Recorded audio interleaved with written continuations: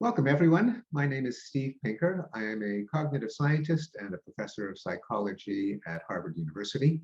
And I'm very excited to be able to talk to Jonathan Rauch about his forthcoming book, The Constitution of Knowledge, A Defense of Truth, a book that I have particular interest in and resonance with because I have written a couple of books with similar themes: Enlightenment Now, The Case for Reason, Science, Humanism and Progress, and my forthcoming book, Rationality, What It Is, Why It Seems Scarce, Why It Matters. The first thing that I have to announce is, echoing a famous enemy of truth, reason, and knowledge, there is no collusion. Even though Jonathan and I come to some strikingly similar conclusions from very different starting points, we did not collaborate in the writing of either of our books. So all the agreement, and sadly there will be no disagreement, but it came to our grappling with similar issues and coming to remarkably similar conclusions. So I'm going to just throw out some of the ideas that we share. I'm going to ask that Jonathan to elaborate on his take on them and how he arrived at them. In particular, the subtitle is A Defense of Truth. We both agree that there is such a thing as truth, that humans left to their own devices are not particularly good at finding it, but nonetheless that collectively as a civilization, we haven't done too badly. Not because any of us are geniuses, but because of institutions we have set up and norms by which the whole is smarter than any of the parts. We both cite James Madison, that ambition must counter ambition. For Madison, this was his formula for how democracies could succeed, despite the fact that there are drives toward power and hence toward autocracy in any individual. We both agree that when a liberal society institutes these norms, there'll be a certain directionality. It will tend toward less violence, toward an expanding circle of inclusion and sympathy and rights. But we got to these conclusions by different routes. So I'll just toss out how I got there, and then I want Jonathan to explain his process of reasoning. But for me, as a cognitive scientist, I had to deal with the paradox that famous experiments, a whole body of research resulting in a number of Nobel Prizes, most famously Daniel Kahneman, shown that humans are saddled with human cognition is saddled with bugs, and fallacies, and biases and irrationalities. Nonetheless, we have put people on the moon and decoded the genome. We have reduced the incidence of violence and oppression, despite the fact that each one of us is not so rational. And after all, we did manage to establish the benchmarks of rationality against which we continually say Homo sapiens falls short. Well, if we're totally irrational, how do we discover logic and probability and mathematics and critical thinking so that we could have these benchmarks against which we can say that your typical member of Homo sapiens is not so rational? And I think the solution to the paradox for me is that we develop these norms, these rules, these institutions that allow our flaws to ideally cancel each other. So that's how I came to it. And Jonathan, I guess I'll begin with what is your argument, first of all, that there is such a thing as truth, because the subtitle is In Defense of Truth, and talk about the Constitution of Knowledge, that phrase which has a couple of meanings and delightfully invites the reader to figure out what you mean by it. Thank you so much, Stephen. I have to preface this by saying that I'm glad you're here. And if I'm also a little bit nervous, it's first because you've been such an inspiration for this book, your work over the years, and second, because I'm not a cognitive psychologist, but I'm a little bit pretending to be one in this book. So we'll see how we hold up over the course of this session. And I'm thrilled that your book on rationality is coming out. I can't wait to read it, and I'm sure it'll be a good complement to my own. So I come at this through a somewhat different route. I come from a political world and sort of the political epistemology of society. And what that means is that every society has to have some way to settle disagreements about facts. Even if you're a very primitive culture, you need to have some sense of what you believe, for example, about the weather. Most cultures have beliefs about God and theology. A typical way to settle that over the millennia was for one group to dominate another group, or to have the society split into sects and then go to war with each other. That's typically how it was done in our societies until comparatively recently. So 28 years ago, I wrote a book called Kindly Inquisitors, which talked about where knowledge comes from, why free speech is important, but why it's also important for us to follow certain rules in figuring out what's true and what's false. There are a lot of obligations that go with this, and they require us to submit our views to structured criticism. And that book, I kind of had a marketplace of ideas model where you had lots of people criticizing lots of other people in a very open, dynamic way. And that's all true. But then something happened over the last 10, especially the last 5 years. We began to see systematic and very effective attacks on the knowledge building community. Not just from academics who said there is no such thing as truth, as objectivity and as knowledge, but also from social media, from trolling, from cancel culture. And I began to realize that something was missing in my analysis, and you named what it was. It was James Madison. My book is an effort to smuggle James Madison into the world of philosophy of knowledge and of information science.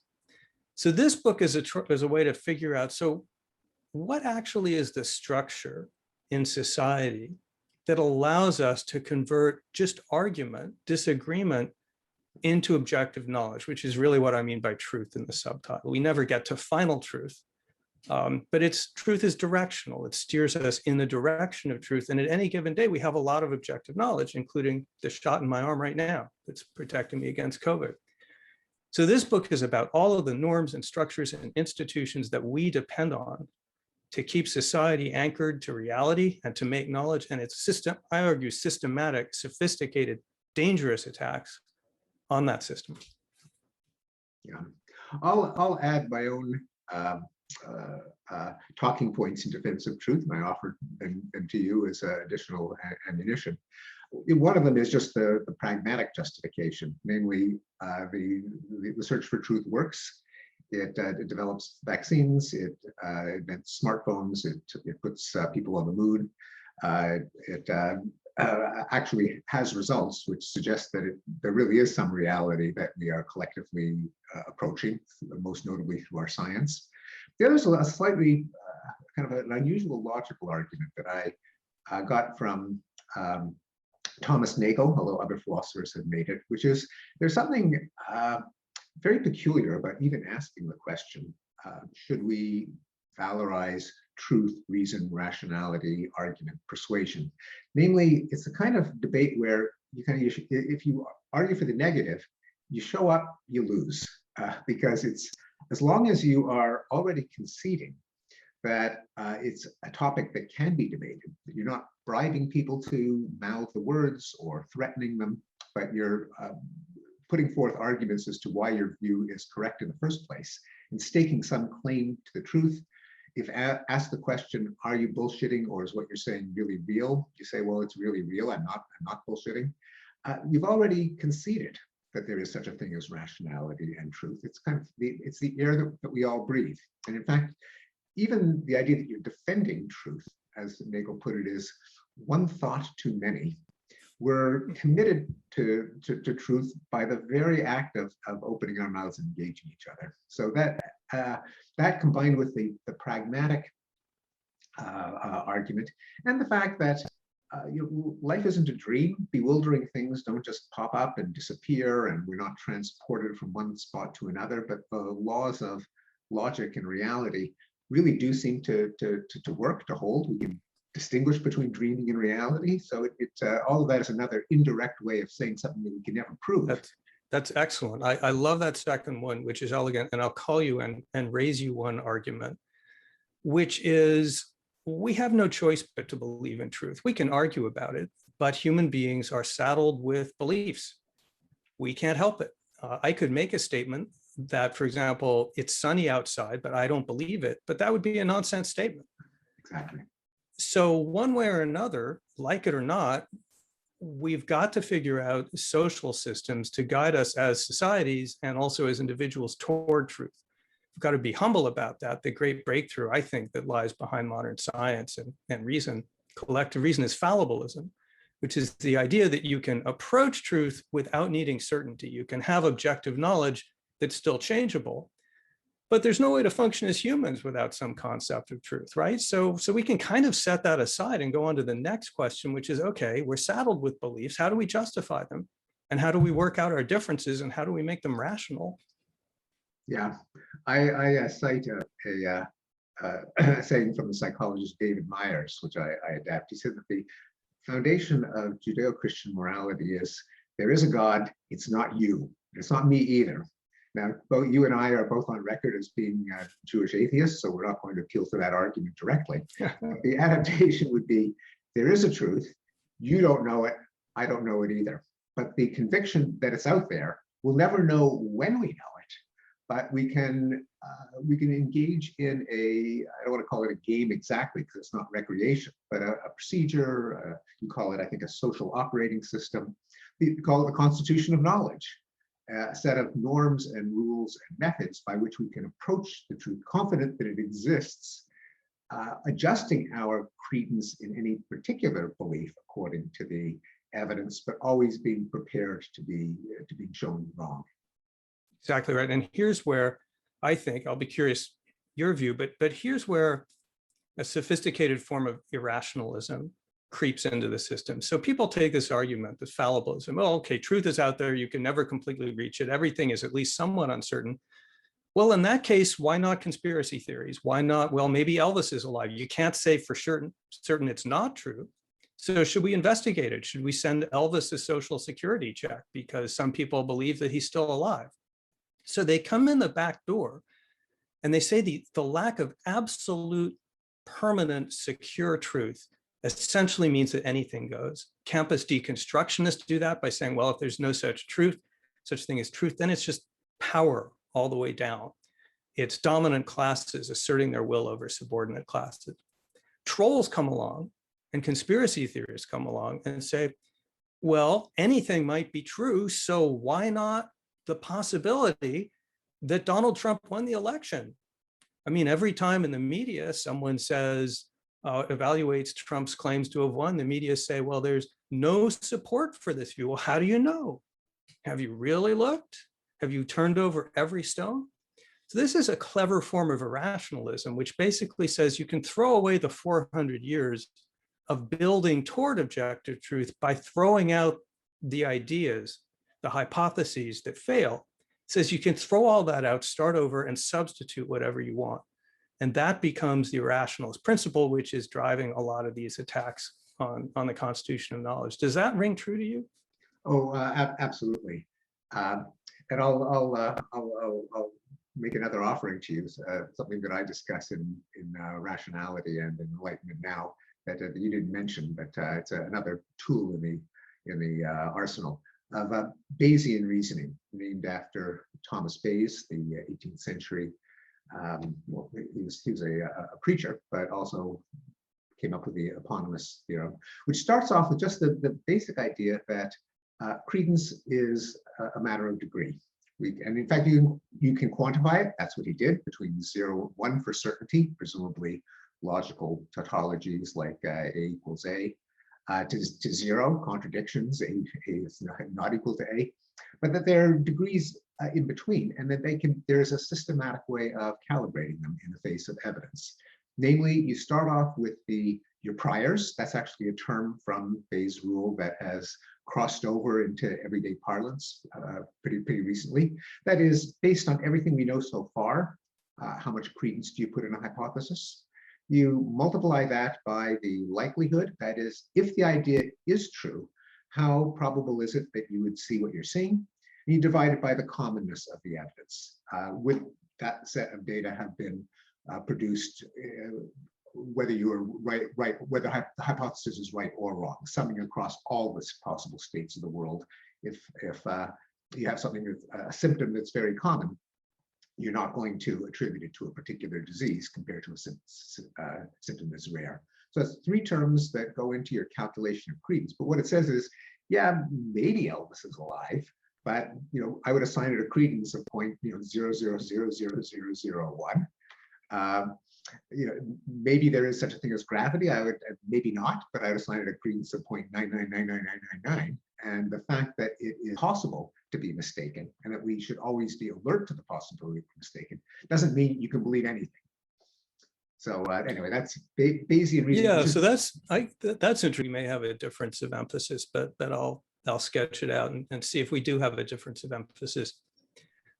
I put much less focus on individual rationality and methodologies of, for example, evaluating propositions, because I think that they matter much less. What individuals do and how we go about the reasoning process internally matters much less than the social system we use, the network of people and institutions and norms that we use to check our ideas. And that's all kinds of things. That's not just a kind of Bayesian mathematical kind of reasoning about probability.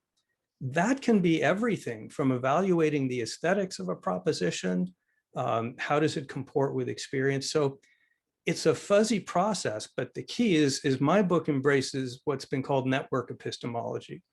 It says that fundamentally, no individual, however careful a Bayesian she is able to reason her way to truth.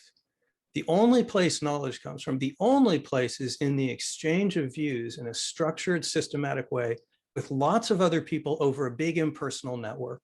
So lots of people are hunting for each other's mistakes, floating propositions, and it's that system, it's emerging from that network that we get knowledge. And people on that network may be more or less rational in any given case. It kind of doesn't matter because the system will sort itself out over time, but it needs a lot of structure, and that's the core of my book. So this is a little different from sort of the conventional emphasis on what individuals do to seek truth. Well, I hate to disappoint viewers, but we actually don't disagree about this. Darn. Unfortunately for the cause, I tried. Intellectual pugilism. No, I completely agree. And both of us cite a concept from the legal scholar Daniel Kahan I call it the tragedy of the rationality commons. I think we call it the tragedy of the epistemic commons. The idea that what is true of the collective can be false of the individual. It comes, of course, from the famous parable of the town commons, where the incentive of every shepherd is to bring his sheep to graze on the town commons. It's grass for his sheep. Unfortunately, if they all do it, the sheep will graze the commons faster and they'll grow back, and then all the sheep starve. But no single shepherd can prevent that from happening, because from his vantage point, it's always to his advantage to bring his own sheep onto the commons. And that indeed, and this is where we end up in the exact same place. How do we reconcile the fact that we have science, we have democracy, we have progress, with the fact that we are not too bright primates? Well, we are, and highly biased primates. Well, we have developed rules of the game that allow us to, as with regulations that solve the tragedy of the commons, like permits for how many fish you can catch, and carbon pricing, depending on what resource we're talking about. But in the case of the epistemic commons, norms such as peer review, separation of powers, adversarial proceedings in the court system, fact-checking and editing in journalism, all the things that both of us coincidentally bring up. I think, though, the relevance of principles such as Bayes' rule, even acknowledging your point that reality has to be socially discovered, is that we've both written about this as well. There can be pathologies in social networks. You talk about networks that have negative epistemic valence as opposed to positive epistemic valence. There can be extraordinary popular delusions and the madness of crowds. There can be tulip manias and witch hunts, and cases where the crowd can be stupider than the individual. And so it all depends on which rules they jointly recognize, that which principles they adhere to. When they compare notes, is it just a matter of kind of cascading bullying, or are they appealing to some kind of lodestar that both of them acknowledge is the way in which they settle their disputes? And so Bayes' rule would just be one example of a principle that everyone has to kind of agree to, and then you can compare your own individual belief, your own pet theory. Well, how well does it survive with Bayesian reasoning? And that's what your critics can hold you to. So I think they're compatible. They're two sides of the same coin. Yeah, they are compatible. I guess the difference might be I want to change the subject. I want to read your book and I'm going to buy it and I'm going to love it. But I'd like us as a society to spend a little bit more time on what we should be doing and not what I should be doing, because I think that's where these contemporary attacks are coming from. So the second claim of the book, the first big claim is it's not just a marketplace of ideas, it's a constitution of knowledge. It's a structured system with a lot of nodes and networks and professionals and institutions, places like the NIH and the newsroom where I as a journalist came up, and the court system, which, as we all recall, so effectively foiled Donald Trump's to lie about the election. He could lie as much as he wants, but not in court. Government, statistical agencies, remember he tried to adjust a weather map with a Sharpie pen. It's really these institutions where this work of comparing viewpoints and ensuring that people are behaving rationally takes place, right? You submit a scientific paper and it begins with the words, "Jonathan, you ignorant slut." It's not going to get very far. There are a lot of protocols. We're showing our age by appealing to that old Saturday Night Live sketch. Yeah, you better say that, because some people might get very offended and not realize I'll call you a the slut reference. No, so don't Google "Jane, you ignorant slut." Yes. I still laugh when I think about it. You can't do that skit today, but that's another conversation. So we have all these protocols and peer review, and we have editors, and intelligence agencies have red team exercises, and law courts have briefs, and they've got to cite citations. There's all of this kind of structure that forces us into rational grooves, even though as humans, we're not inclined to be particularly rational. We're out to confirm our biases, not to disconfirm them. And the second big insight of this book, I wonder if you go here in your book, but the second big, I think, insight of this book is to try to understand, as I put it, you're being manipulated. These atavistic impulses that govern the way our was it fair to say primate brain, or is that a disapproved expression? But the way our core cognitive facilities process information and decide on what's true is very different from the way sort of the broad scientific and journalistic and legal structures decide what's true. Our personal structures are not particularly collectivist, though they do look to others to confirm what they believe. We don't see our own biases. We have all kinds of biases. We try to conform with those around us, often subconsciously. Defeating all that requires this huge apparatus, but then people come along and say, wait a minute, those vulnerabilities are still there and we can exploit them. And so the second half of this book is really an effort to try to understand what are the vulnerabilities that trolls and cancelers and propagandists are exploiting, and how can we defend ourselves against that? Does your thinking go to that at all? Yeah, that's something that I chose not to get into too much, just because if I had a book on, on cancel culture, then it would kind of devour the whole book. And so I kept that in the sidelines, and I think that your treatment both of trolling culture primarily from the right and cancel culture primarily from the left are both brilliant, timely, essential reading. I know that's a cliche, essential reading. It's also a cliche to answer questions like that book review sections often ask, like, if you were to ask the president to read one book, what would it be? Or if you were to assign a book to this year's freshman class, what would it be?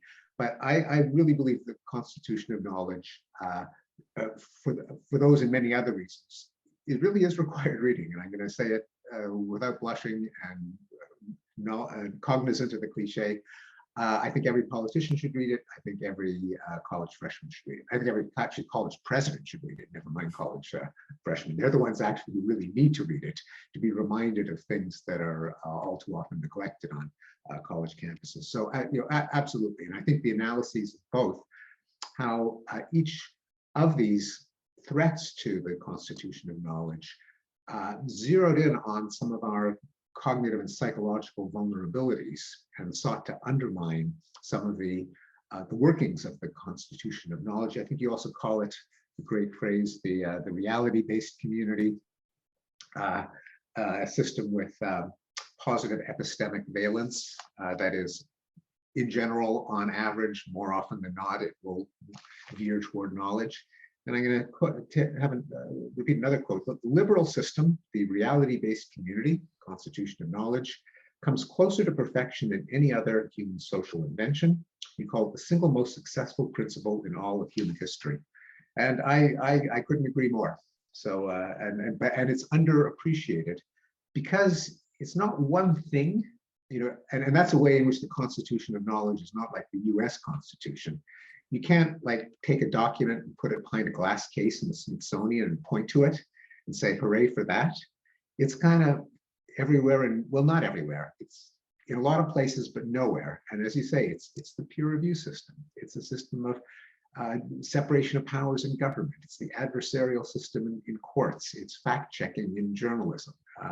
But it's a thing, even though it's not so hard to pinpoint. And that's what I think is a really unique contribution of a book, is to just name it, identify it, laud it, protect it. Well, that's very encouraging to hear, Steve, because that's the goal of the book, really. You know,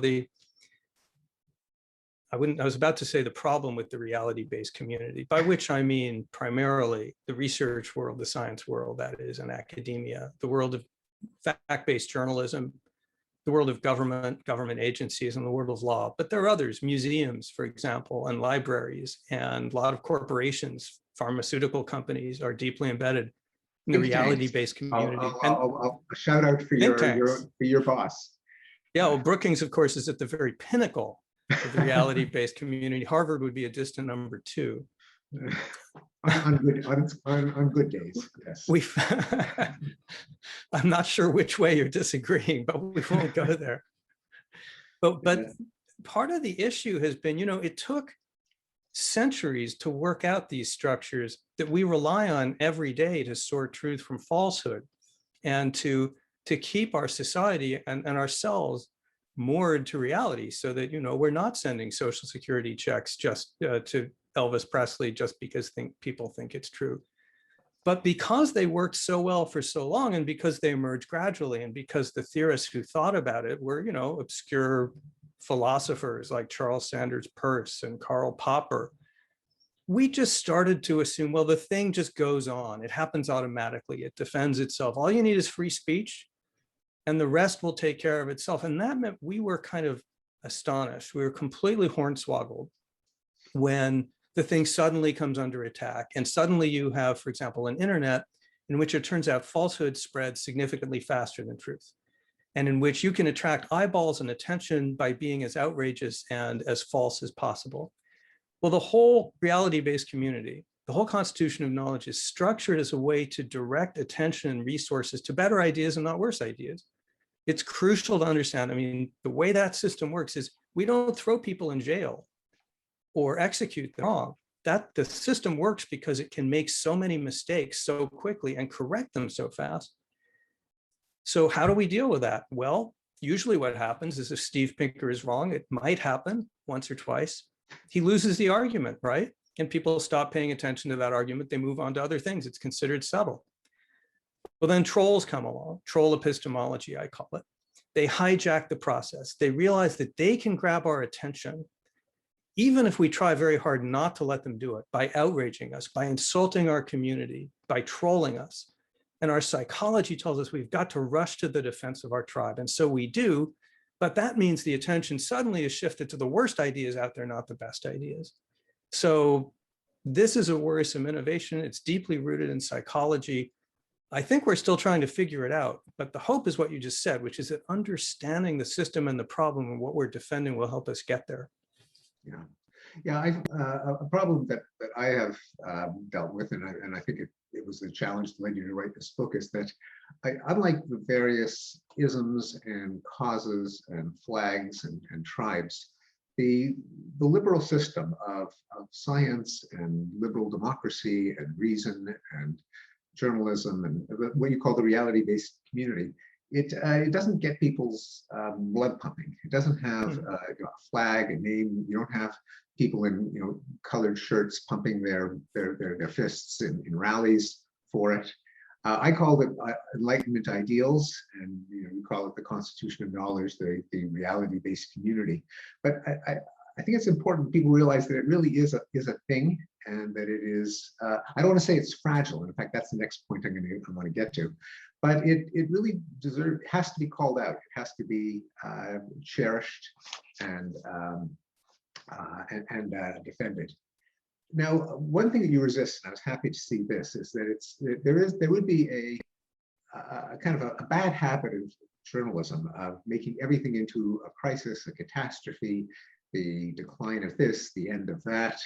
And you could have called the book, if you were a lot lazier and less honest, The End of Reason, or The End of Reality, or The Death of Reality. And you didn't. And this, you have in what I think is actually quite a remarkable passage, I'm quite stirring, why the future is not a boot stomping on a face forever, as Orwell might put it. Why there are built-in weaknesses in troll epistemology. There's some built-in resiliences in the Constitution of Knowledge, although as you emphasize very vehemently, it doesn't carry on by itself, but it has some built-in strengths. And I'd love for you to elaborate, because I thought this was one of the most valuable parts of the book, reminding us that there are some built-in advantages to truth, reality, knowledge. Well, thank you. That's so important. The book is cautiously optimistic, or it's hopeful. And there are a few reasons for that. One is that the current disruption in the reality-based community is not the first. They go back at least to the invention of the printing press, which unleashed wars and chaos across Europe. The very first thing the printing press was used for was to spread rumors of witchcraft, which led to the deaths of tens of thousands of people across Europe. No one knew how to control that. It took decades to develop institutions and protocols, like publishing and fact-checking and so forth, to bring that under control. But eventually we did. There were subsequent crises, the invention of the penny press in the United States, and then offset printing, which allowed huge newspapers to suddenly have huge power. They used it to engage in yellow journalism, fake news, extreme partisanship. That one we dealt with in a matter of decades by establishing journalism schools and ethical standards for journalism, creating organizations like the American Society of Newspaper Editors, creating prizes like the Pulitzer Prize, which incentivized good conduct, so that by the middle of the 20th century, journalism was a reputable enterprise, and people like me could get fired for fake news. So now we have another one of these disruptions, probably one of the biggest. And it turns out social media, digital media, are much better suited in many ways to exploiting our epistemic weaknesses than they are to building on our strengths. But the key to this, I think, is to respond with, as we have in the past, by first understanding the nature of the problem, and then building in more guardrails, more speed bumps, more norms and institutions. And I think that's starting to happen. We have a model, for example, in Wikipedia, which I write about in the book. Facebook has a very interesting institution building exercise going on right now, their so-called oversight board. We've seen the emergence of an international network of fact checkers. We've seen the emergence of international networks of academic centers that are not only studying disinformation, conspiracy theories, and viral lies, they're actually going inside the networks that are hatching to get ahead of them so that they can alert social media. We see social media trying to redesign its platforms so that they're less hostile to truth. Twitter now, just this morning, I tweeted a link without reading it because I'd already read it, but Twitter didn't know that. Before they let me tweet it out, they put up a little billboard that said, "You sure you want to tweet this without reading it?" A psychologist would probably say, that's just a smart little buffer to remind people to use their rational brains instead of just tweet on instinct. Little things like that, do they make a difference? We don't know yet, but there's a lot of people focused on the problem. And that's why I'm not willing to say it's the death of rationality, but I am willing to say it's important that we not just assume the good guys win or the system defends itself, because then we do lose. These actors that are against us, the lead, by the way, we can get to it if you want, sounds political, it's really not. The lead actor is Donald Trump and his followers. But these actors, including Trump, are very, very sophisticated players in information warfare. They know what they're doing and they do it well. We've got to be aware of what it is we're defending. Yeah. Um, since you brought up Donald Trump, I think you call him in a wonderful turn of phrase, an epistemic sociopath, or his followers. And the tactic being not so much to present a coherent alternative ideology, but to, in a quote that you got from Steve Bannon, and which I stole from you in my book, to flood the zone with shit. That is to get people to be so fatalistic about the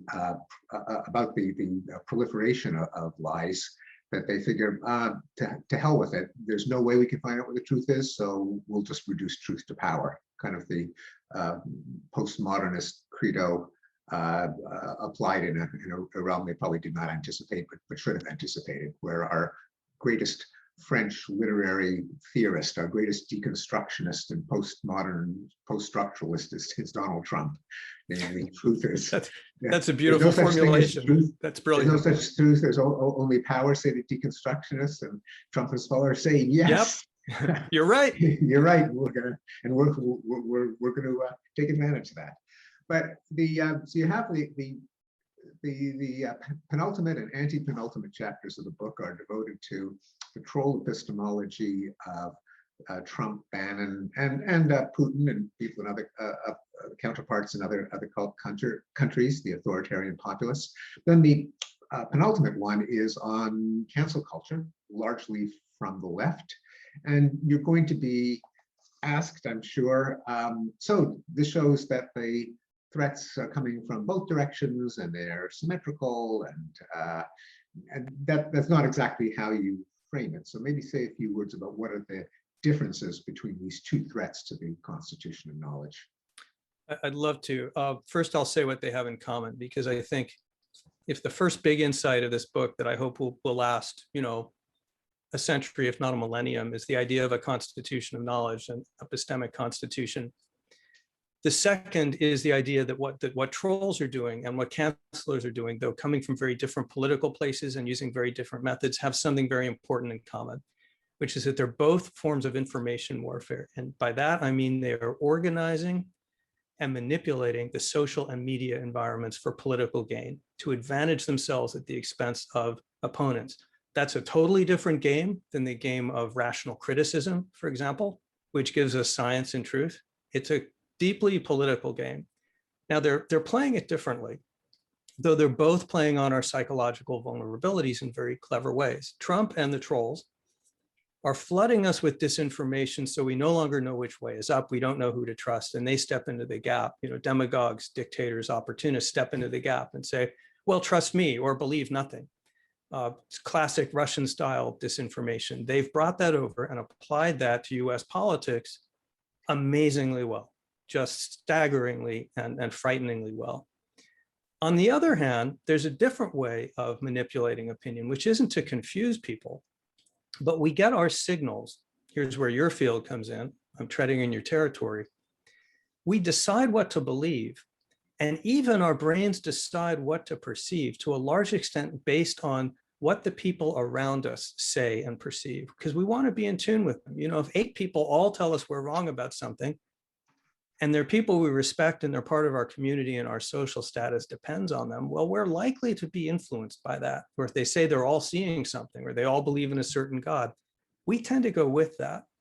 So because we're consensus driven, that creates an opportunity for a group of people who tend to be often extremists or in an ideological minority to say, let's spoof that consensus. Let's change the social environment. So we can use social coercion to suppress certain points of view that are not our points of view.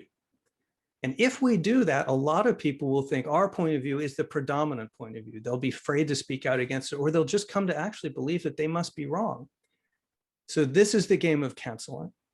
This is the game about using not government force, but social coercion, pile-ons, firings, damage to reputation, and just hassling people. Investigations, using all of those tools to intimidate people, keep one group silent so that the other group can dominate the conversation, exempt itself from the critical process.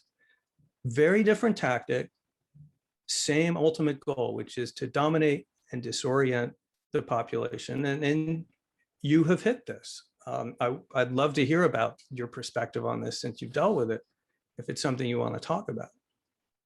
Yeah, I can't claim that I was a major victim of cancel culture because I'm privileged in the sense that I'm a tenured professor. I've got enough street cred that a few people denouncing things that I've said are not going to ruin my career. And as my editor said, she from Penguin Books, she said, "Do you think you can get canceled more often? It's sent your book sales through the roof." So I'm hoping for that for this book. You're referring to a petition circulated by petition to the Linguistic Society of America, asking that my status as a fellow be revoked and that I be removed from a list of linguists for the media to consult. A bit of a joke because the media consults me on linguistic matters all the time, never through that list, which no one has ever heard of. And if I subtract one, if I had to subtract one line from my CV of a fellowship in a scholarly society, no one would notice. But and you devoted a few lines to it in the book, and what you pointed out, which I agree with, is that it's not about me. It is sending a signal to people who are not tenured professors, who don't have reputations and book contracts. You are on notice. Say anything that is controversial, that is watch your language, even a turn of phrase you may never have anticipated would offend someone. Dragged out from 14 years ago, that can be used to end your career and to permanently besmirch your reputation. So that is the pernicious aspect of that kind of petition. And it has a number of the features that you identify as weapons in cancel culture, such as trying to mobilize numbers, having a lot of people say something as if that makes it more persuasive than one, taking things out of context, blowing off, fact-checking and accuracy, looking for the out-of-context word or sentence that seems to be incriminating instead of the overall argument. And one other aspect of cancel culture and of free speech, which you also wrote about in Kindly Inquisitors, that I think deserves mentioning. This is a point that the political scientist Richard Hanania pointed out to me, is that when we defend free speech, there is the just abstract principle. Yeah, if you want to organize a parade of Nazis through a Jewish suburb, the government shouldn't prevent you from doing it. And if you want to espouse the flat earth, it's none of the government's business. That isn't exactly the point, especially when it comes to freedom of expression in academia, in journalism. It's not that you have the right to spout any old nonsense. The problem with cancel culture is that it's often canceling ideas that have a very good claim to being true. Now, we don't know that they're true, and we can't know that they're true unless someone states them and we can all evaluate them. But in fact, what it often targets of cancel culture are hypotheses out of social science, out of data journalism that could very well be true. And what cripples or what wounds the constitution of knowledge is when that means of ascertaining truth is neutralized. That is, certain ideas are unsayable. And you don't list. Yeah. That's the real target. This type of information warfare is out to suppress diversity of viewpoint, at least on certain sacred principles to certain groups of people.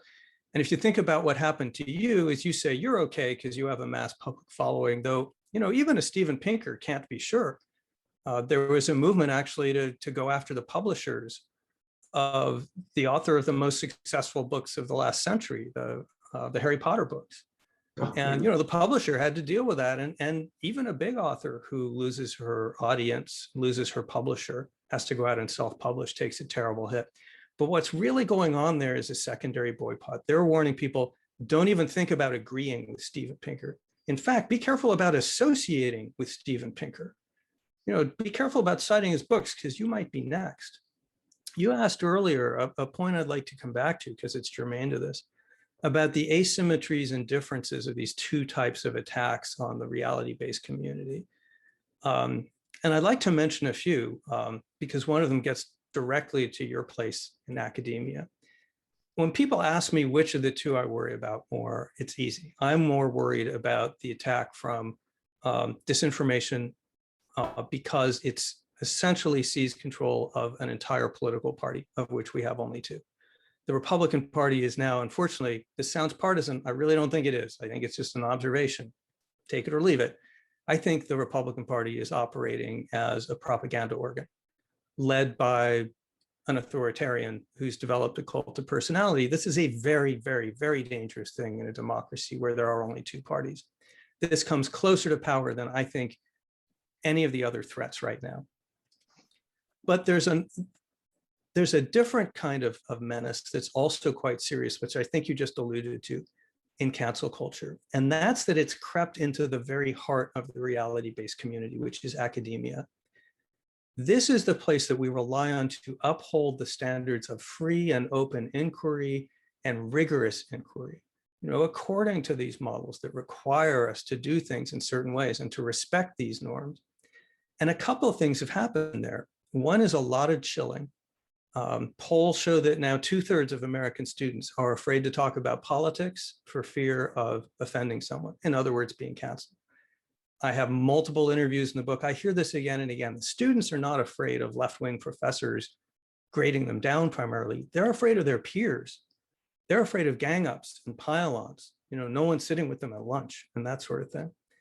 The second problem may be even more insidious, which is now, and here's where I'd love for your corrective comment, because I hope this isn't true, but there's a lot of evidence that in disciplines and departments in a lot of major universities, there's no longer enough diversity of viewpoint to support a healthy scientific exchange.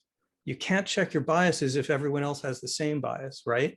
And so that also seems to be distorting inquiry in a way which not only is bad science, but is costing academia a lot of credibility with the general public, which increasingly says, well, it's a left-wing racket. I wonder if, when you got to that part of the book, did you recognize this as true, or did you think it was overstated, or what? Oh, I hate to disappoint you, but I thought it was dead on. Absolutely. Oh, it is a major problem. And by the way, and I also agree with you that of the two threats, the threat to reality and constitution of knowledge from the political right is the more serious of the two, because they wield the levers of power, or can. On the other hand, I do think that the cancel culture from the left is pernicious and feeds the right-wing disinformation, in that it, first of all, it saps the credibility of the reality-based community, such as science. And I get people from, you and I have a lot of libertarian friends, and a lot of them are very, very smart people, and in many ways very reasonable people. And I get letters like, well, you say that human-made climate change is reality, and you cite the scientific consensus, but why should we trust the scientific consensus? Everyone knows that if you express an unorthodox opinion in academia, you'll be silenced, you'll be shut down, you'll lose your grants, you'll be drummed out of the respectable society. So we can blow off science. So that's and that's just one example of how, when we really need to secure the credibility of the scientific enterprise, we're squandering it with cancel culture. The other is, and there are many issues where we're just not going to, we really, as collectively, we really want to know the truth, and universities, as they're presently constituted, are unlikely to give it to us, or at least if they continue in their current course. An example being the origin of SARS-CoV-2, the virus behind the COVID-19 pandemic. We really want to know where that came from so that it doesn't happen again.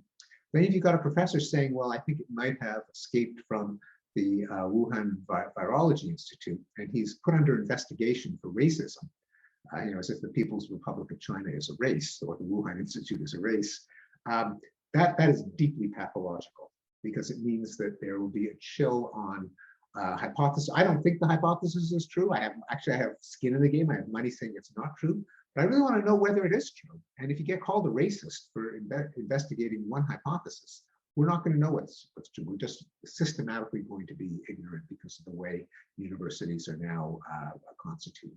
Likewise, I mean, well, you and I can each list open issues where I think neither of us has an opinion set in stone. We really want to know the truth.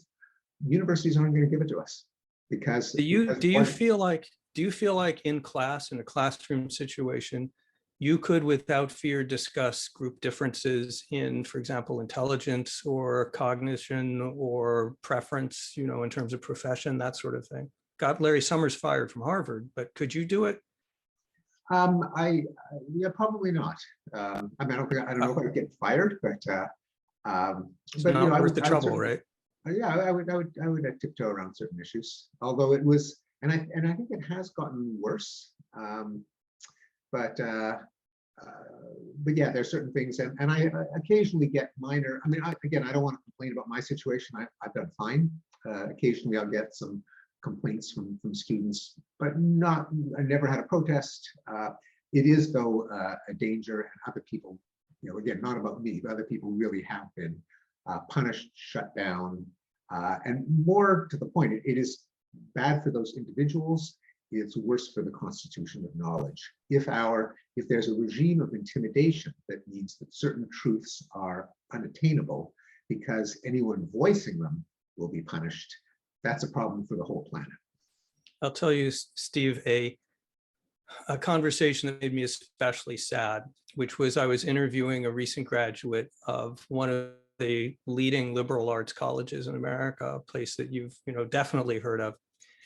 And as a lot of students, liberal students, progressive students have said to me that they had wished that they had been exposed to more conservative viewpoints while they've been in college. But she said, and this was the poignant part to me, she said, at least I can take some solace in the fact that I was exposed to a wide range of progressive viewpoints. A wide range.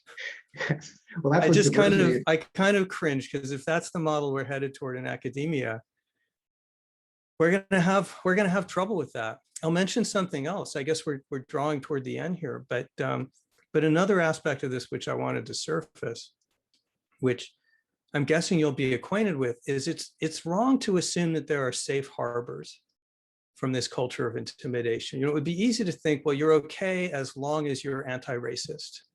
You're okay as long as you're progressive. It's conservatives who run into this problem. It's kind of what we used to think. But now it's emerging that no one is safe, because the point of this kind of information warfare isn't just to wall off very specific controversies and say, don't go here, here are the boundaries, everything else is okay. The point of this warfare is to chill everything by making people afraid all the time of where a hidden landmine go off, so they'll police themselves, they'll over-police themselves. So it's now turning out that people are discovering in academia that liberals are not safe, progressives are not safe, because you can never tell what's going to set off a cancel campaign. And that's the dynamics of this thing, which make it both especially treacherous, but also give some hope. Because now we're finally, I think, tell me what you think, but I think we're seeing progressives in academia starting to realize there's a problem here and starting to mobilize against it. Is that too optimistic? No, I think there are some green shoots there, and it is absolutely true that it's the main targets of cancellation are overwhelmingly liberals, but just not as left as they could be. No matter how left you are, there's always someone lefter, and so it is true. No one is safe. It is that perhaps is a kind of tactical weapon that could be used by saying, well, look, it's all these good guys who are being canceled, so therefore cancellation is bad. It's a little, disingenuous, but if it works, let's go for it. Likewise, another thing that we could mobilize is the fact that younger people don't like being shut up by older people, and I hope that there'll be somewhat of a movement from students upward, saying, to hell with your speech codes, I'll say what I want. That's what happened in our generation, the baby boomers and the Berkeley free speech movement, a little bit older than either of us. But I would there are, and I know from talking to students, there's a significant portion of students, perhaps a majority, who actually resent the regime of silencing and intimidation. that they're more, so far, their I'm more vocal classmates are prosecuting. I'm hearing that too. I'm just not sure if there's a critical mass. I guess we're about at time. So maybe if I can close out by asking you a question.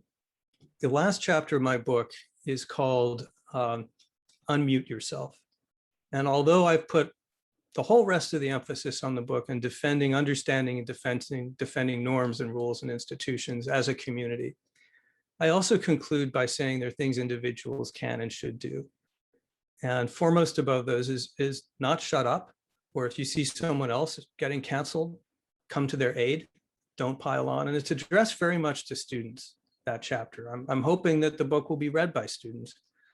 So, but here's the question.